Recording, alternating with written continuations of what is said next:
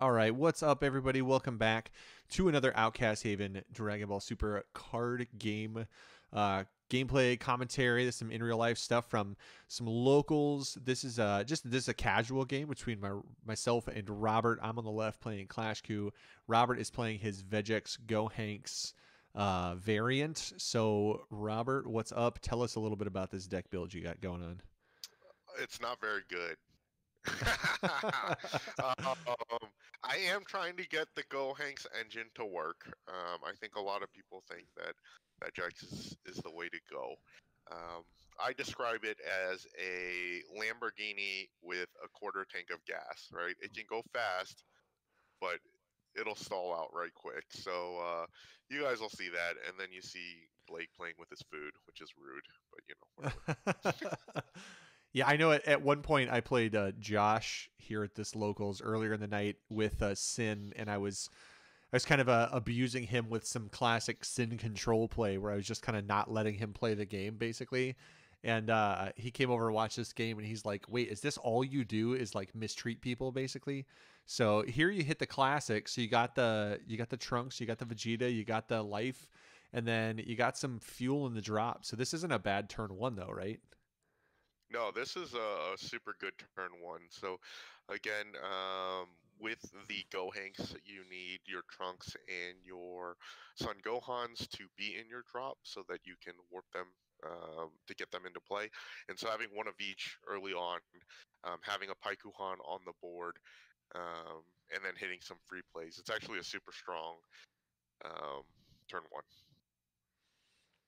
Yeah, and here I'm just doing my classic ClashKu turn one. I'm pitching. I know this was great because you rejoiced when you saw the Ribrianne go into my energy, but it was just because I had two in hand. So I basically just wanted to get.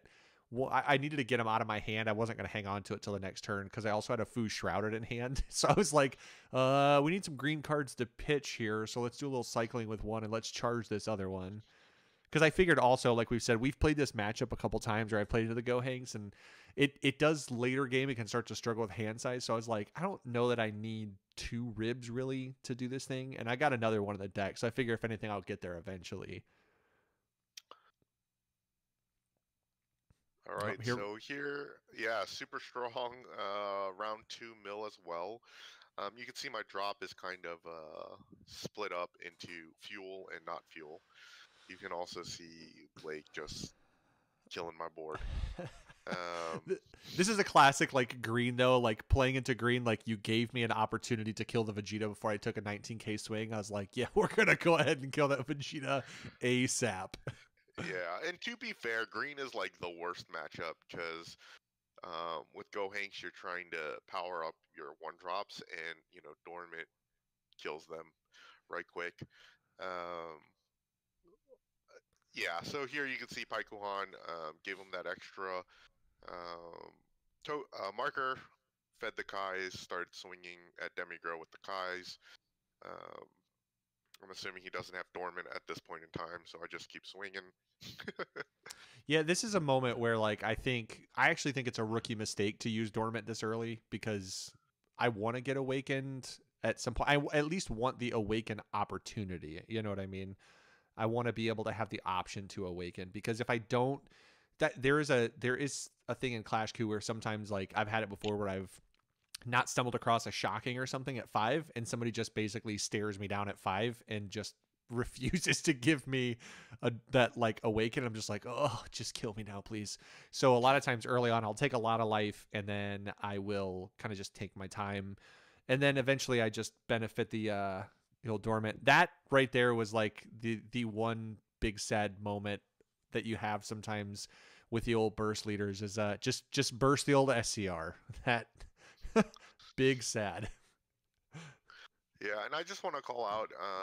I don't think I had any Gohanks in hand, which was obviously a problem because I have standing energy that I didn't use. Normally, I would use those on Gohanks.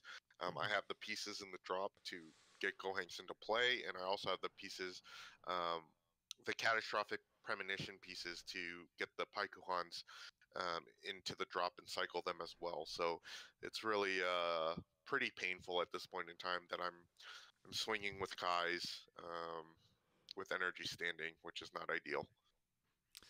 Yeah, and right there, that was me. That was me trying to decide what to swing at. I was like, do I try and kill one of these Kais? Do I swing at the Unison? Like, I didn't really know what to do there, so I just ended up, I think, swinging at you because I figured chances are you've got a way to take life, or you might just power burst it away or something, so you can get your awaken. So it's like, I'm just gonna go for it. I'm just kind of gonna gas at you. Then I just passed turn with 2 open energy, which in ClashKu signals one thing and one thing only, but I'm not. Yeah, so we'll see. We'll see if I have it. I don't know if I have it in hand here or not. I can't remember. You did so, but I don't think it really stops anything. Like, I don't really have any defense. I think I charge another power burst here if I remember correctly. I was just like, meh, you know, this is This was not a defensive deck. Oh no, another blocker. But yeah, you can see I don't really believe in defense in this deck right now. So um, using the Paikuhan, charging up my Kais. The cool thing with this deck is like, ideally you power up the Gohan and the unique trunks. I think they're miraculous something. Because if you have 15 in the drop, they get critical and double strike and another 10k. Here it goes again. Just free plays getting blown up. But even if you don't have those, because you see, I think the first turn I bursted 3 of them, you can still power up any one drop with Paikuhan and just keep beefing them up until they're super big. And I think the highest that I've gotten was 40,000 or yeah. 44,000 on a guy, which is funny. Yep, there they go. There they Um, go. there they Kais, go. Kai, So sad. Kais go bye bye. Yeah. So again, but again, since you're powering up one drops, Gohanks is not good into green. Yeah. Um, just super painful. Um, I think here you're counting up your drop because you have all the one drops that trigger off of 15. So yep, you're there trying they to, are. yeah, you're trying to get your math right and see if you got 15 to drop, how far you are away. So, and you're Yep. explaining it to me here. I know it, but I don't know it. Like it's one of those kind of situations. Yep. It just sucks as Dormant kills all the one drops, and I get one swing. Not quite sure what to do exactly, other than just die. All my Gohankses are going into the drop, which is just killing me because I haven't played a single Gohanks. So probably not the best video to talk about like how Gohanks works. Yeah. Um, but we'll have another one soon because we've made tweaks since then. Actually using the Xeno Goku leader. But yep, there's the Kakunza. That's what Blake was talking about. And So that was basically, I have a big drop and nothing else. It's just painful. yeah, this was a moment too where like that was kind of an unnecessary Kakunsa on that because I probably can just take this damage no problem. But I think what I was thinking here was that Kakunsa's a 20k body on the field. So like my thought was like, oh, I'll just, I'll go ahead and like player, and I forgot about the trunks in your drop that you can warp him and then warp a card. So Yep. that felt bad because I again in that case I could have just taken a swing and had my awaken online, but I got greedy and played the Kakunsa and forgot about the trunks effect, and it Hey, was not there's the a smartest thing I've Gohanks. ever done. So this is, you can kind of see the engine at work here. So I use the catastrophic premonition to warp it, and when it moves to warp from a skill, which it was an activate main, you actually put it in the bottom of your deck. Um, and you get rid of your Paikuhan. And if you use the trunks, you can warp 4 drop or less. And then if you warp the Gohan, you can actually draw a card. And then you can play the Gohanks and draw a card and get a Paikuhan from drop into play. Um, Unfortunately, I don't have any one drops because Blake killed 3 of them this turn. So Paikuhan's not doing a lot. But the goal would be to cycle your Paikuhan multiple times using the catastrophic premonitions and get your one drops to become super beefy and get the Paikuhans back with the Gohanks. So you can do it multiple times. Like I said, I think I got it 4 times in one turn before. That's the most I've gotten so far. If you want to know where I was with my life here and what I had in my hand, I just charged a super combo. So Just flaunting it. It's like, I'm not even worried. You have nothing on your board. Oh, there's well, another dormant. So if I get any yeah. one drops, I'm toast. Actually, I think This this was like this might have been the weirdest version of it ever, because I think what I actually, so we'll see if I do it here. I think I actually brought the dormant back because I didn't have a green card I wanted to discard. So I spent one on Roshi literally to get a dormant, to pitch a dormant. So I didn't have to pitch, because I think the only other thing I have in hand to pitch is another super combo. And I was like, I am not pitching a Paragus. There's just no way that I'm pitching a Paragus to draw two, because I want that later just in case something goes haywire. And yeah. So that felt real bad, but like spending an energy to go get a Roshi might be one of the weirdest things I've ever had to do. Like spending a Roshi to get a dormant to pitch a dormant. And then I was rewarded because I don't know if you saw, but I actually drew a dormant off of that burst. So then I was like, oh, thank God, I don't have to use another Roshi to go get another dormant to survive. another improvement that Blake and I, we bless Blake's heart, he beats the crap out of Gohanks multiple times. Is that added a couple of Kid Coups just for the shuffle effect. So searching the deck for a Dragon Ball. I don't actually have Dragon Balls in the deck, but Blake says I should put them in just because you could get that hand advantage. It's 5k combo power. And the reason for that is because you're bottom decking so many Gohans and Trunks, the catastrophic premonitions, whenever you warp them to use their skill, or you bring out a Gohanks and you warp them. So having a Kid Q on the board and being able to shuffle them to get them back into your drop, as opposed to just having them at the bottom of your deck, is another improvement that we've made since we've took this video. Yeah, I think another thing he does is like if you happen upon like a weird time where you're playing, like not a weird time, but if you have a time where say somebody kills him, right, and he goes to the drop, he's another good target for a power burst bring back, because the Trunks and the Gotens, like you want them in the drop, right? Like you actually need those in your drop to fuel. So you have like kind of a weird situation where it's beneficial to keep them there, so you need targets just in case you don't see one of your Kais. So Absolutely. Or if you just really need to shuffle your deck. So, um, yep. and so yeah, we didn't have Kid Qs in this deck, so you can see that the Trunks and the Gohan fuel is actually running low now. Um, so you can see that I tried to big brain this by getting the Gohanks Marvelous Might. He's a 20k crit, but I've been dormanted, so I wanted to do it after the dormant so that I could get my one drops out without getting popped again. Um, but he's just going to Roshi and do it again, so there's not really all that much that I can do other than swing with a 20k crit, and then I believe that I pop him and search my deck for one-drop Gohan and a one-drop Trunks, which is free. You pay 2 to play him, and then in order to get the one-drops, they're free. Yeah, and then here I'm Go ahead, Blake. yeah, no, I was just gonna say here you were swinging with crit, and I think you were trying to get it to push through, so you're really beefing up the swing. And then this, I think right here, I'm not actually necessarily searching. I'm not necessarily trying to combo out. I don't even know if I combo out here. What I was really trying to do was I was digging really hard for a meta cooler unison, and then I lucked upon a second Paragus. So I kind of had one of those moments where I'm like, oh, well, this kind of worked out. I think I can get out of this swing now without feeling too bad. What Blake is trying to say is that he's the top deck god. No. You got to pray to top deck Jesus. It worked out because I was able to draw Krillin and another Paragus. So I basically got my Krillin in. I got out of the crit swing. I did a bunch of cycling, so it kind of ended up doing everything I wanted it to do there, except my hand just kind of stayed neutral, which wasn't exactly what I wanted, but it ended up being okay. I just want everybody to notice my mask wearing technique, that it's over my nose. Very important.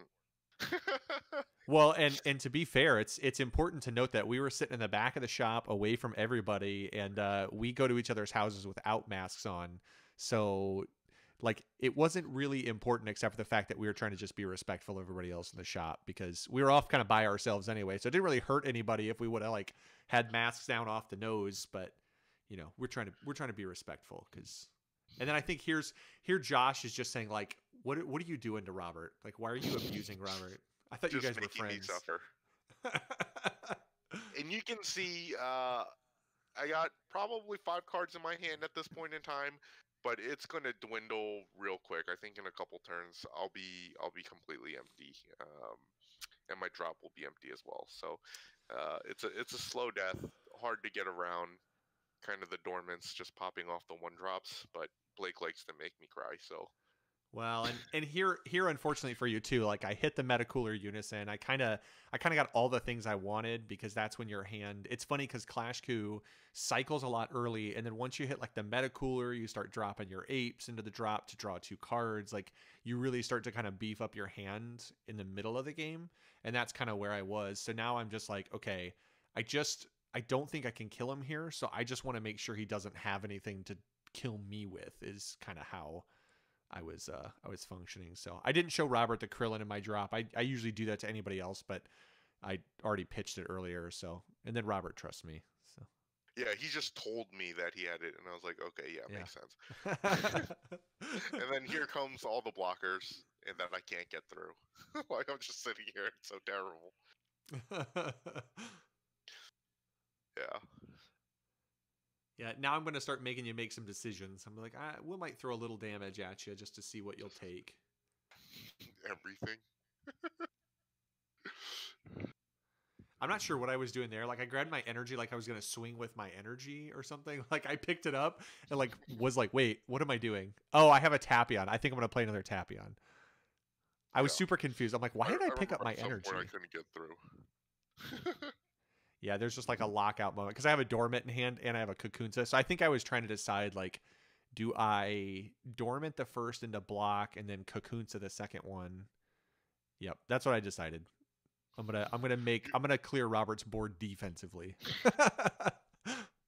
Although Blake, I will say one good thing is that you didn't play Big Amor because all the Gohanks are 6 drops, so you did spare me that embarrassment. I actually think I forgot. Like I think at one point I warped Big Amor because I was like, I don't think I need this card in this matchup, and it's a 5. I think my brain was thinking Gohanks were 5 drops, and then I probably saw the first one. I was like, oh, I'm a dumb, and then I was like, we'll just kill all those weenies. Like, And so at yeah, this point in time, I'm pretty certain that anything that I do will result in a dormant and having my 1 drops just popped. So in this particular case, oh my god. Yep. So Blake counterplays me playing the Unison. Doesn't have to target the Unison, just kills my Marvelous Might, so I can't pull my 1 drops now. Um, and I did play 2 for Paikuhan just so at 3 markers he can swing, so you plus it up, get to 3 markers and then swing. And here's Blake. I'm sure he's rubbing it in.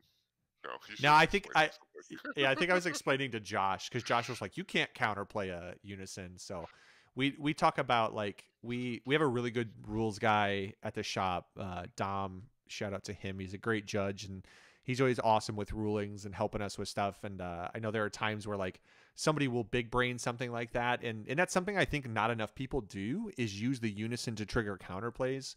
Because right, like the Vegeta can't counterplay a Unison, but you can counterplay. There's a counterplay timing still on Unisons, so you could play the Vegeta to get a blocker if you don't think they're gonna play another card. So I think that's like with the Frieza and stuff, it's a great way to just clear something if you think they're gonna swing before they play other things. Like into green, a lot of people swing with stuff before they play little guys because they don't want them dormanted away. So if they play a Unison beforehand to use a Unison effect, it works great to just, oh, hey, you play Unison, cool, I'll counterplay, I'll kill this other thing.